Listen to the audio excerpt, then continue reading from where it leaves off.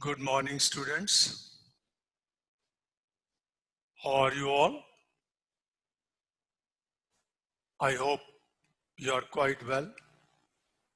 Rather, I am measuring your hard working from the queries which you are sending to us. From your queries, it emerges that the concepts of law, which we have already discussed in the class, are very clear in your mind. It is good.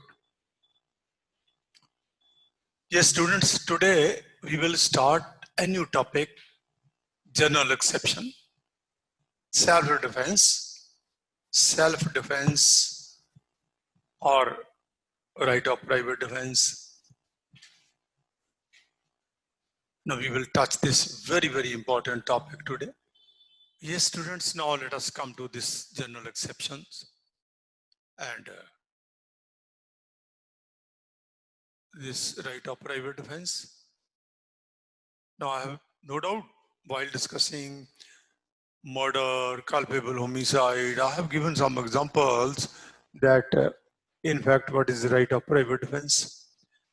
Now we will discuss in detail because there are section 76 to section 106 which are dealing with the right of private defense, which are dealing with general exceptions. In other words, we can see.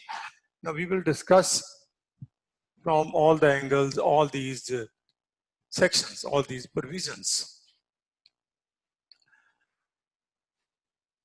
Now section 6 of IPC lays down that general exceptions have been provided in one chapter. But whenever we will read any section of IPC or any provision of IPC, that provision or offense or section will be subject to this general exception. Now section 6 is very important with regard to that, which declares that every section, for example, murder, culpable homicide, we have already discussed, but there we have not laid down in detail the right of private defense. Now each and every section in IPC is subject to general exception. Now there are some special exceptions also. Please keep in mind this thing also. General exceptions have been given under section 76 to section 106. Now special exceptions have been given in different sections. For example, section 324 says that there will be 3-year imprisonment. And this section also lays down that if some simple hurt has been caused with some sharp-edged weapon, and that has been caused due to provocation or due to some wrongful act done by opponent. For example, X has abused Y, and Y came under sudden and grave provocation, and he took a knife and caused one simple injury on X. Normally, we will apply this section, but here the injuries have been caused due to grave and sudden provocation. Therefore, the punishment will be only 1 month under section 330. It is 4, where only imprisonment is 1 month. Now, similarly, we have discussed this type of Section 358 also. Now 358 is also dealing with certain situation. Now we have recently discussed this section 302 and 304. Now section 300 of, you may not write anything, I will dictate each and everything. Yes, students, you may not write. Understand, first of all. Simply understand, I will dictate each and everything. Now section 300 here lays down the exception with regard to that right of private defense, that if somebody has exceeded right of private defense, then it will not be a murder, it will be culpable homicide. Now, all these sections, section 324, section 300, section 358, these sections are containing special exceptions. Please distinguish it, keep in mind that this is the difference between general exceptions are given in chapter 4 and a special exception is given in specific section. I have discussed with you some cases also. Let us come to, I will give some more examples. Now this A is a child who is 6-year-old. And when there was a function on Independence Day, he took a revolver of one police officer. When the police officer was unaware of this, and he starts firing at other police officers.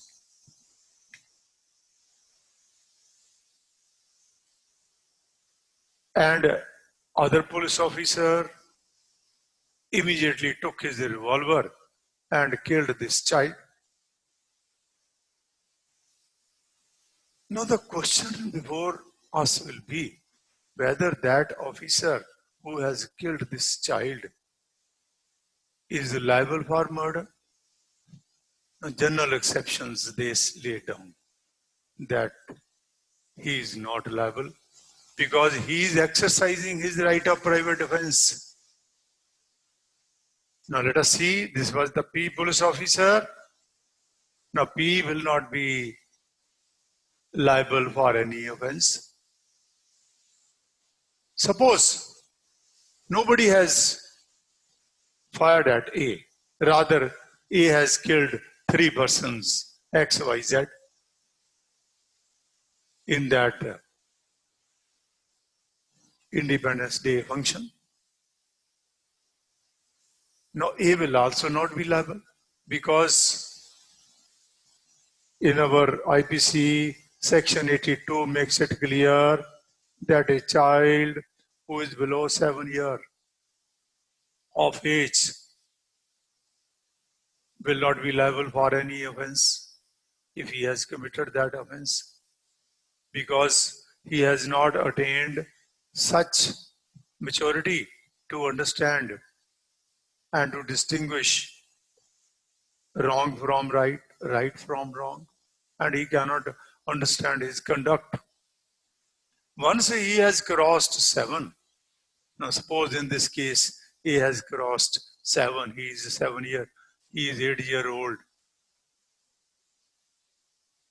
and then A has done this thing, then we are to verify whether this child has attained sufficient maturity or not. But with regard to sufficient maturity, the child who is below 7 years, we are not concerned whether the child has attained sufficient maturity or not. But that is the presumption of law. that the child will be treated to be innocent, even if he has committed many murders, many offenses, we can say. He will be presumed that he has not committed any offense. But when the child is above 7 and below 12, then we have to verify, we have to see whether the child has attained sufficient maturity or not. Suppose a person is a mad person, or he is idiot, he is insane, and he fired. Let me give that example. P is that person who is insane, who is of unsound mind, and he has fired from revolver and killed 3 persons, X, Y, Z. Now, Section 84 says that if such person has done some act, now that he will also not be liable for any offense if some offense has been committed with that act. Now, in this case, if it is established, it is proved that P, he was not of sound mind, he was of unsound mind, he was insane, or he was idiot, and he was not knowing which is wrong, which is right. Now, he will not be liable for that. The question is, which is the stage when we will say that he is not liable? Now, with regard to that, law says that he should be presumed to be sane person, to be of sound person, for the purpose of prosecuting him. And if during trial, at the time of his defense evidence, it is proved that he is really insane, he is really of unsound mind, then he will be acquitted by virtue of Section 84. Now, it is now the question is how we will come to know that a person was of unsound mind. Yes, students, that will be gathered from the conduct of the person, that what was his conduct before committing the offense, and what was his conduct after committing the offense, and what was his conduct during committing that. Now, that conduct will tell us whether he is of sound mind. For example, in this case, P, after killing these persons, has thrown the revolver and has not run away from there. Rather, he is roaming, he is wandering there as if nothing has happened. Now, this conduct shows that he is really of unsound mind. Or before that, if before that, let us see, before committing that, the revolver, he has found the revolver. First of all, he has seen the revolver from all the sides. Then he tried to press the trigger. And that conduct also shows that he is having no such intelligence to distinguish wrong from right. Just like that, we will see his conduct, whether his conduct shows that he was sane, he was of sound mind or not. Now, sometime the medical authority may present his report that he was of unsound mind. Now, the court will see his conduct at the time when he has committed that offense. It means medical insanity and legal insanity. Both these terms will be different. Legal insanity, we will see from the facts, that what were the facts of the case. Medical authority, they may verify, they may examine him medically and give their report. But we are to determine. No doubt that medical report will also be taken into consideration by the court, by the trial court, for the purpose of reaching appropriate decision. But the court will see, because witnesses will say that what he has done, because there might be other witnesses who will tell that what was his conduct before committing the offense and what was his conduct while committing the offense and how he behaved after committing the offense. Now,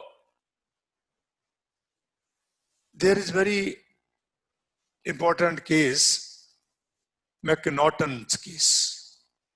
McNaughton's case, in McNaughton's case, McNaughton was accused and he fired at the Secretary of Prime Minister of England, and that secretary was killed then and there.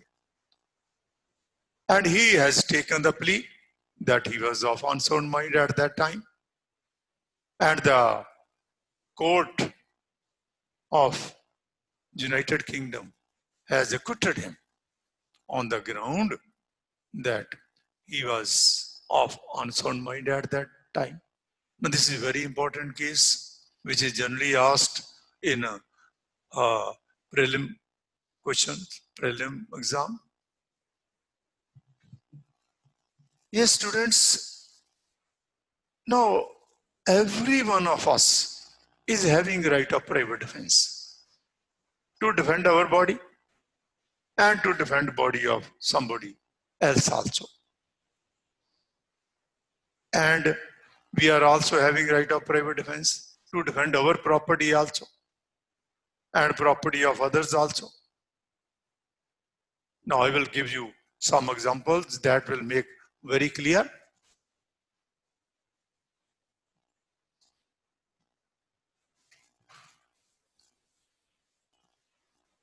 X was aiming his revolver at the head of Y to kill Y. Now Z has seen this, that X is going to kill Y. Now Z has fired at X and killed X then and there. Now in this case, students, now this Z will not be liable for anything. He is to simply prove the circumstances. Now such circumstances might have been caught by a camera also. There might be some footage of CCTV which will prove his conduct, which will prove that what happened, how he has done that. Now that will help him for proving that he has done it while exercising his right of private defense. Now let me give some more examples.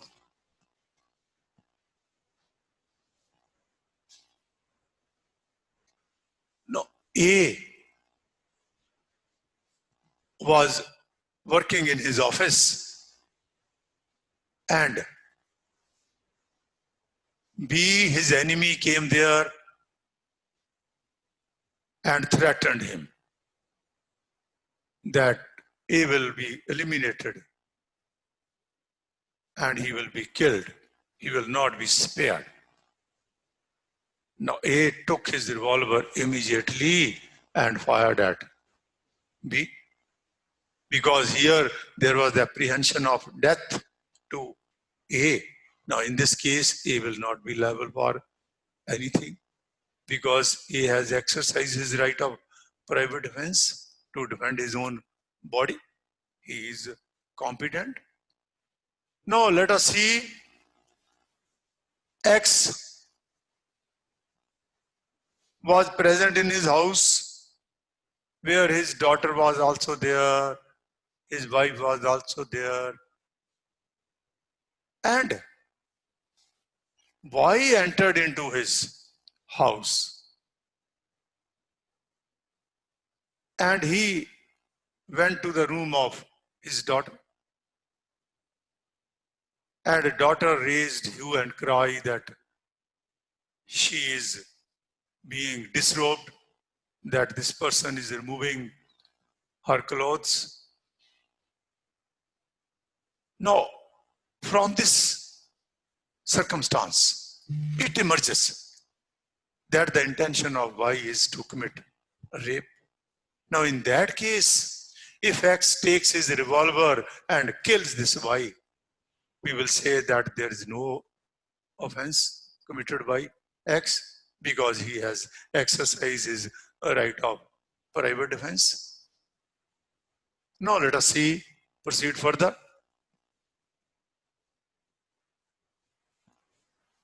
Suppose B has entered into the office of A and he is having a knife to cause some grievous injury on A because enmity is there.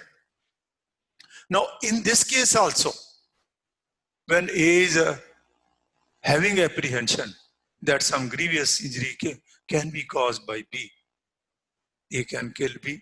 If A kills B by firing, we will say he has committed no offense at all because law has given him this right. Now, suppose A has, instead of this, I will change this example. Now, X has threatened Y that X will kill Y unless Y delivered rupees 2 lakh, which is in his pocket.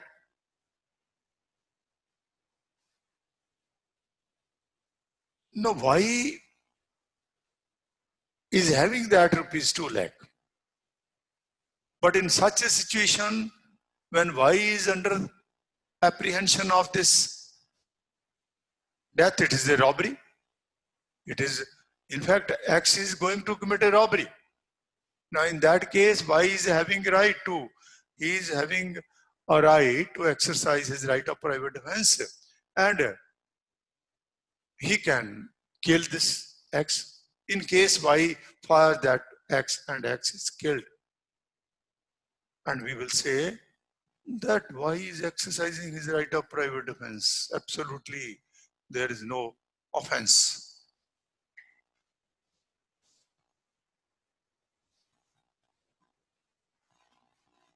Yes, students, like this,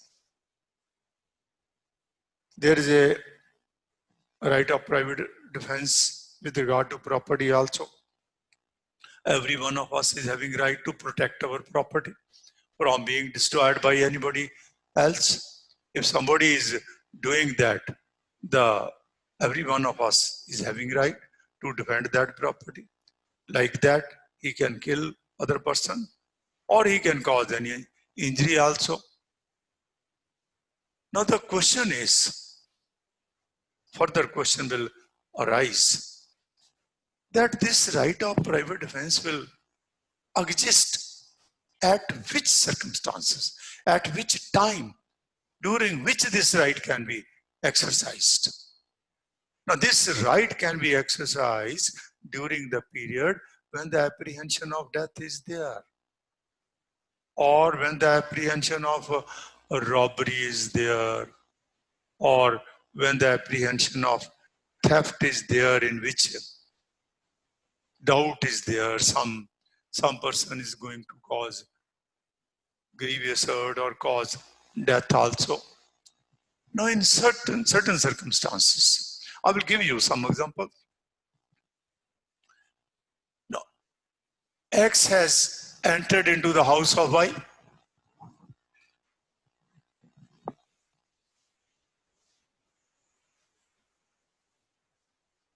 And X is having a revolver in his hand, which is visible to Y. And Y did not resist at that time. But when X tries to go out, Y has chased X and he has caught hold of X, but X has thrown the stolen property and has run away from there. Now here, Y can exercise his right of private defense when he has seen this X in his house. From that time till that person has run away. Suppose in this case, Y started chasing X. Let us see that X started running away at 10 a.m. from the house after throwing the property, and Y started chasing him up to 11:30 a.m. Now during this period, Y was having no such right because the property has already been received by him. He has thrown the property. Now the right method is he should go to the police station. He should register an FIR. He should take the help of public authority, but he cannot take law in his hand. Suppose Y, he has beaten X at 11:30 when he has got hold of that person. Now this is a new offense committed by Y because he has no right to defend his body or property at that time, particularly when property is with him. Now what is the right remedy with Y? He can lodge an FIR that X has committed robbery in the house and he has committed an offense punishable under section 392. There is no bar on him, but he cannot take law in his hand.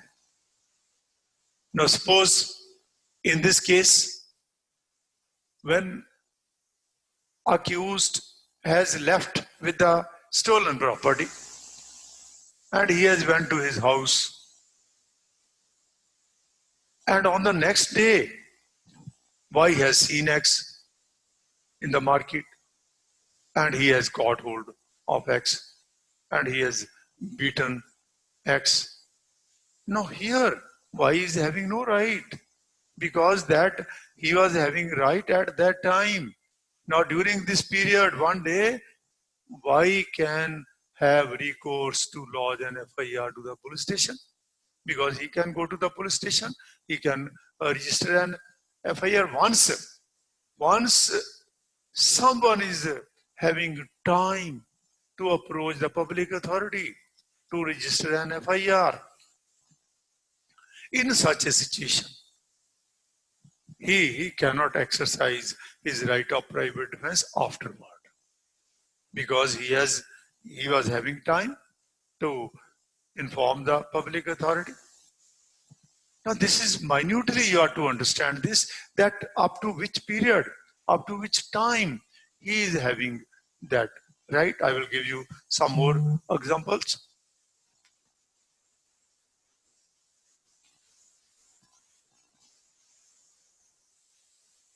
Now X has tried to enter into the house of Y.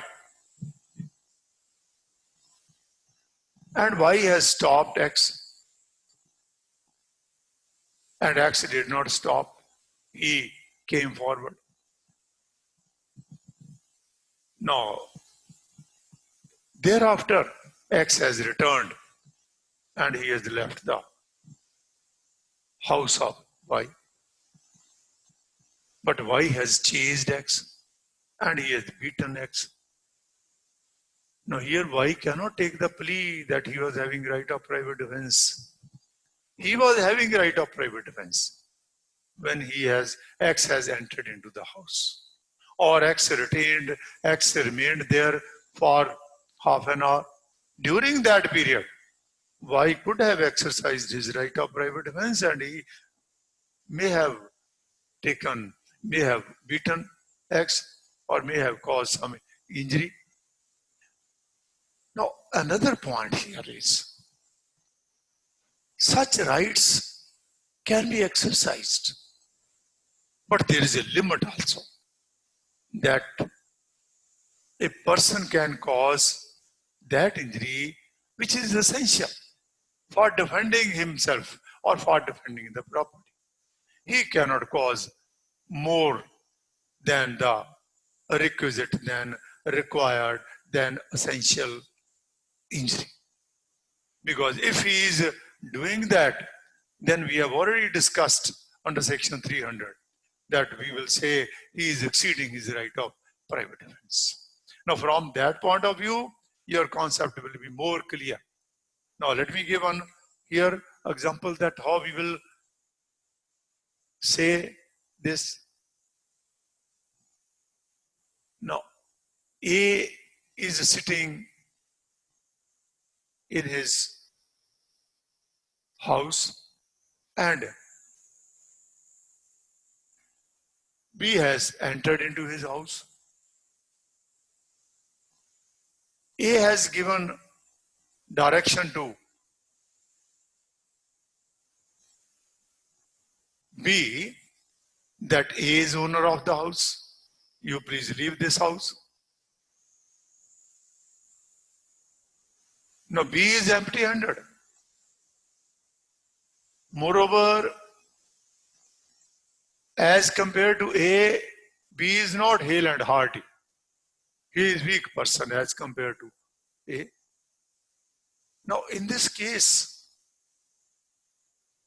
A has fired at B and killed B.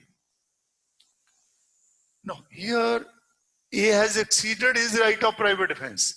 A is having his right of private defense, but he has exceeded his right of private defense.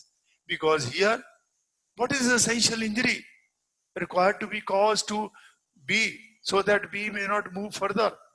No, it is, if he is having a revolver, he should cause some injury on leg of this person. Or he may injure his hand, whatever may be, so that he may not proceed further. It is better to cause only one injury on the leg. That was the essential injury. But once he has exceeded his right, now we will say he has committed culpable homicide, not amounting to murder. It will be, we will say that the exception provided under section 300 will be applicable to such a situation, and A will be liable for culpable homicide not amounting to murder, punishable under section 304. Now in this way, let us proceed further.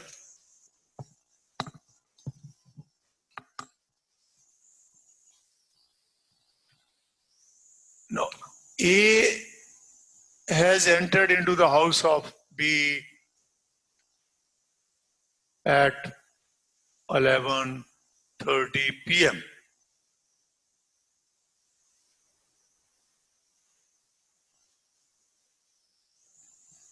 By breaking open a window and B has fired at A and he was killed then and there. Yes, students, you can here well imagine whether he has exercised his right of private defense properly or he has exceeded his right of private defense. Now here time is 11:30 p.m. B is sleeping. He was having a sound sleep. Now at that time, if somebody has entered into the house, that too by breaking open the window. Now here the law says that B can kill A. Now that will be perfectly within his rights. We will say B has exercised his right of private defense properly and he has not done anything wrong. He has not exceeded his right of private defense. Let me move further with some more example.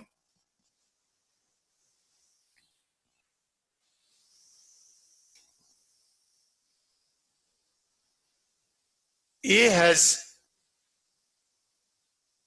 put his hand into the pocket of B and took rupees 2 lakh from the pocket. And B has caught hold of A. A was empty-handed. And B has fired at A and killed A then and there. Now, in this case, B has committed only theft. Now, killing A is exceeding that right. Here, what was his right? Now, he may have caused some injury on the person of A for catching him, or he might have beaten A when he was stealing that, or he might have caught him for the purpose of handing over to the police for a registration of an FIR. Now, therefore, killing the person at such a situation where it is not required, that is exceeding his right. Now we will say B has committed an offense punishable under section 304, culpable homicide not amounting to murder. Now let us proceed further with one or two more examples. Then we will come to these sections which are required to be read in our class. Now let us see, this X is having a knife and he put knife on the head of B and he asked B that deliver rupees 3 lakh, which is in the bag he is carrying. Now, in this case, if B does not hand over the bag, then certainly grievous injury can be caused to him. Now, in such circumstances, B took his revolver and killed X. Now, here he is justified. He has exercised his right of private defense. Therefore, we will say that B has not committed any offense because he has defended his body. Had he not defended his body, he would have been killed. Similarly,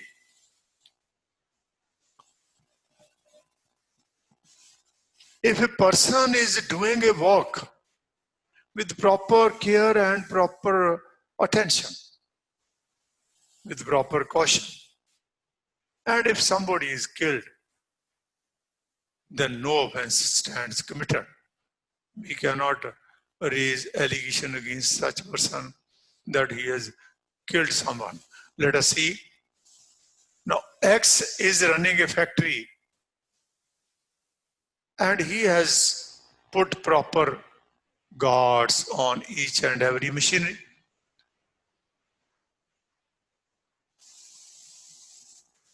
And there is no lapse on the part of X with regard to taking precautions so that the machinery may not injure any of the worker. But at some point of time, when some skilled worker was operating that machine, some part had broken suddenly, and that worker was killed. Now, in this case, X will not be liable for any negligence because he has done his act carefully. He has paid proper attention. He remained properly cautious. Therefore, he will not be liable for any offense. Yes, now I will give one more example here. A has seen 50 persons coming to his house, asserting loudly that A should be killed. Now all these persons are coming to the house of A to kill A. Now among these 50 persons, on the front side, there are small children who are 7-year-old, 8-year-old, 10-year-old. Now A took his rifle and he wants that these persons should not move further because A wants to defend himself. He took his rifle and he fired at mob and he killed 4 children like through this. Now the question is whether A is liable for causing death of 4 children. Answer will be no, because he has exercised his right of private defense. He has done nothing wrong because he was having apprehension that if he does not do this thing, these 50 persons, they may kill him. Now, under these circumstances, the law has given every one of us this right of private defense, that we can exercise right of private defense whenever situation arises. Now our law says that we should be brave enough to face the eventuality by attacking other person if other person is going to kill you or is going to commit some robbery or is going to commit some rape.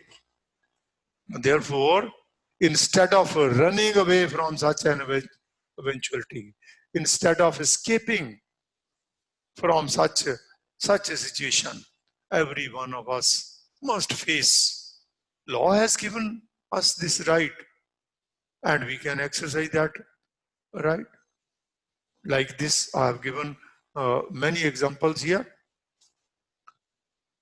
More example I will give.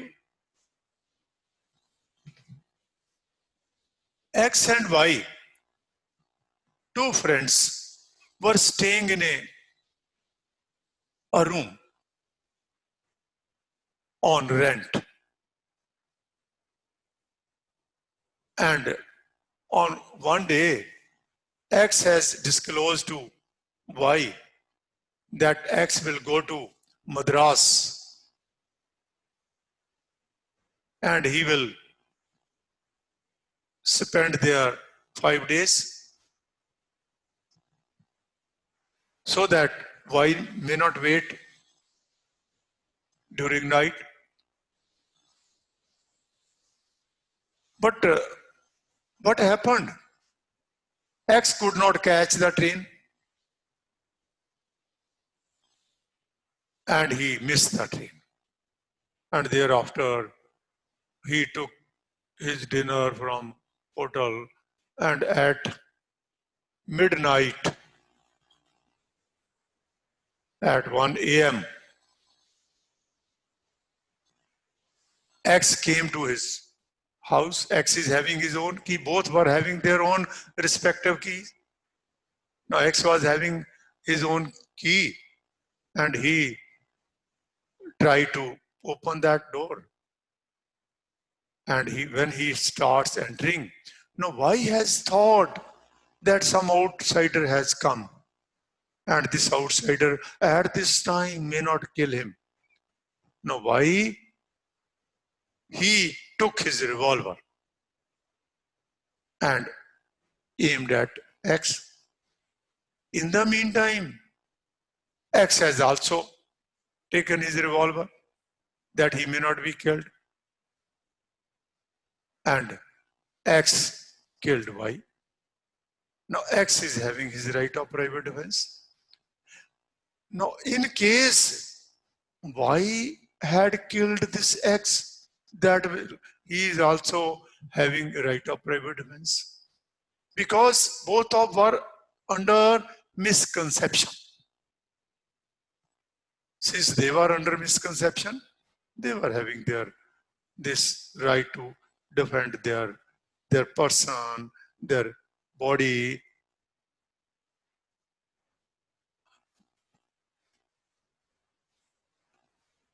Now I have discussed, I have thrown much light over this right of private defense.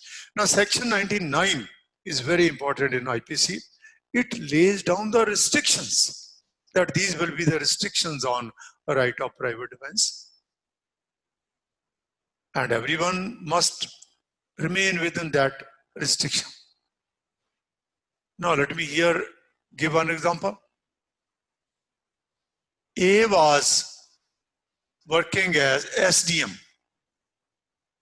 subdivisional magistrate, and he has passed an order that 200 persons gathered in some area should be dispersed. Now, almost 100 persons have dispersed and have gone out of that place, but 100% they resisted. Now, this A was having force of 50 police officers, and A has given order to 50 police officers that to disperse this gathering. Now these police officers, now you have seen how they will do that. They are having their stick, and with the support of stick, they have warned first of all them, but they did not move from there. Therefore, they started beating them. And one of them here, X, he took his revolver and killed this SDM A. Now, in this case, nobody can do like this, because right of private defense cannot be exercised against such public servant who is performing his official duty.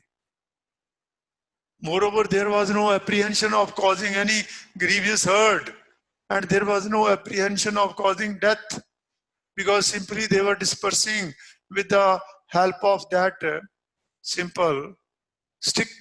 Everybody was having sticks.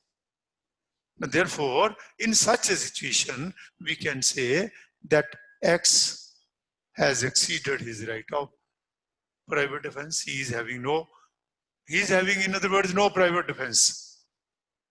Not to speak of exceeded, he is having no. Now here we will say he is punishable under section 302. X will be prosecuted for committing murder of A, and he will be given punishment for that under section 302. Now, in other words, we can say, if there is a apprehension of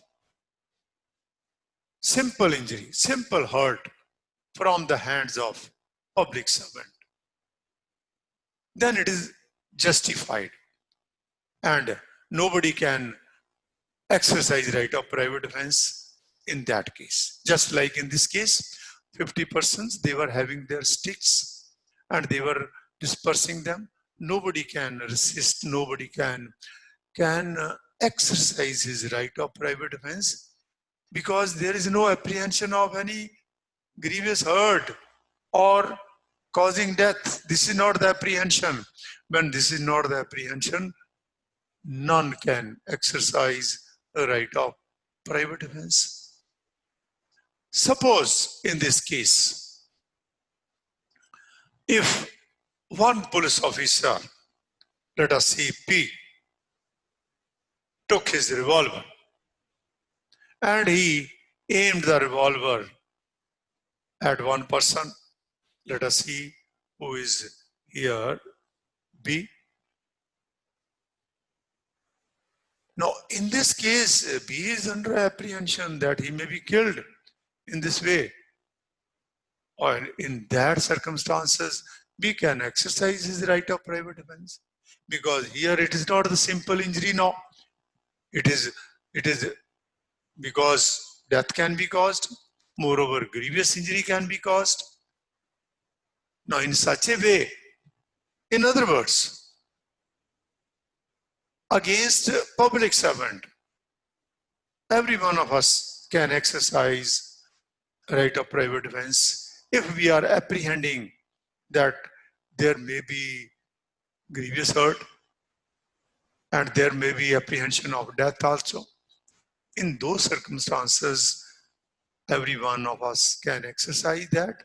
But if simple injury is there, this right cannot be exercised.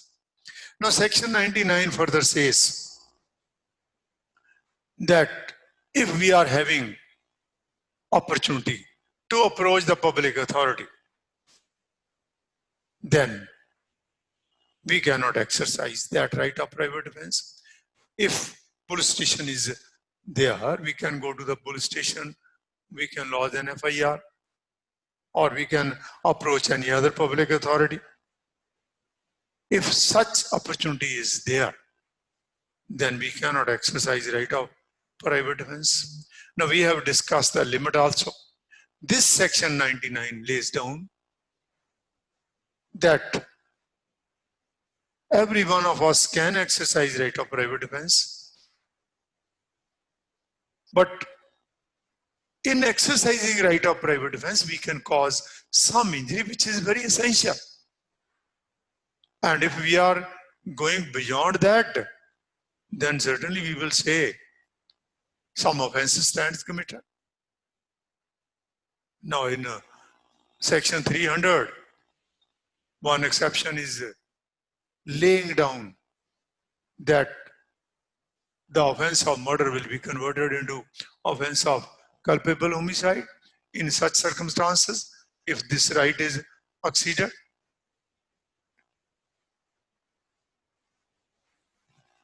Now, if let me give one more example.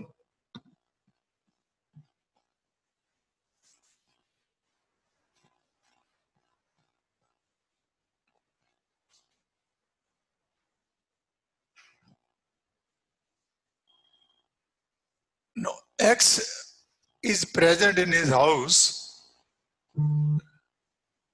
and Y has come to meet X on the ground that he is a public servant working in income tax officer, in income tax office, and he wants to verify his files. Now, in that case, Y is bluffing X. He is not a public servant. And in the meantime, X has talked to some officer of the income tax department whether this person has been authorized to visit here, to come here. Now, X has come to know that Y is not part of that office. He is not belonging to that income tax department. He is just committing a fraud. Now, after listening it, X took his revolver and killed that Y. Now here, there was no apprehension of death. There was no apprehension of causing any grievous injury because Y was empty-handed. He had simply come here maybe to defraud. Now in that case, we can say that X cannot exercise his right of private defense because here simply he might have asked him to leave, or he might have caught him and might have informed the police, or he might have, with the support of his neighbor, caught hold of that person for handing over to the police.